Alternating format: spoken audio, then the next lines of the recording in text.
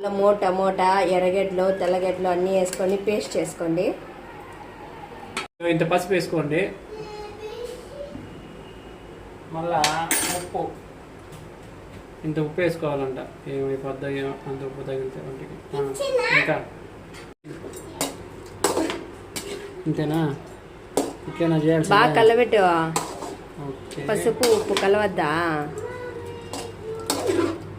కలిసింది ఎట్లా? కొంచెం 5 minutes ఉంటే కొంచెం ఇది అవుతుంది. చూడండి, ఇలా కొంచెం బాగా ఉడకబెట్టుకున్నారు అనుకోండి, పసుపు ఉప్పు వేసి దాని ఆయిల్ వాటర్ అంతా బయటకు వచ్చేస్తుంది. మనం సపరేట్గా చికెన్ని గిన్నెలోకి తీసుకున్నాము. పోసేసినాక మళ్ళీ చికెన్ని దీంట్లోనే వేసుకోండి. ధనియాల పొడి, కారం, మనం ఇందాక పేస్ట్ చేసుకున్నాం కదండి, అది కూడా, మసాలా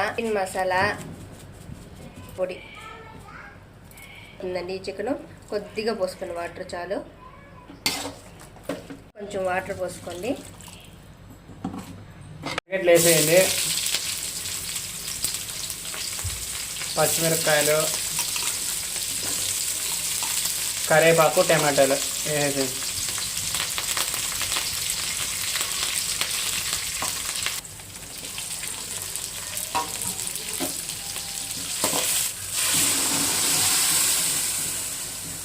నాకు ఉప్పు సరిపోలేదండి, అందుకే నేను మళ్ళీ వేస్తున్నాను.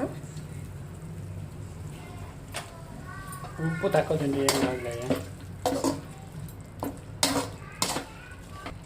కొద్దిగా పెరుగు కూడా వేసుకోండి, టేస్ట్ బాగుంటుంది.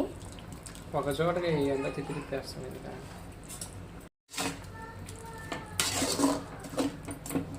ఒక 5 నిమిషాలు ఉడకాలండి. ఇది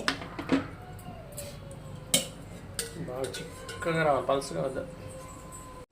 పుదీనా కొంచెం వేసుకోండి.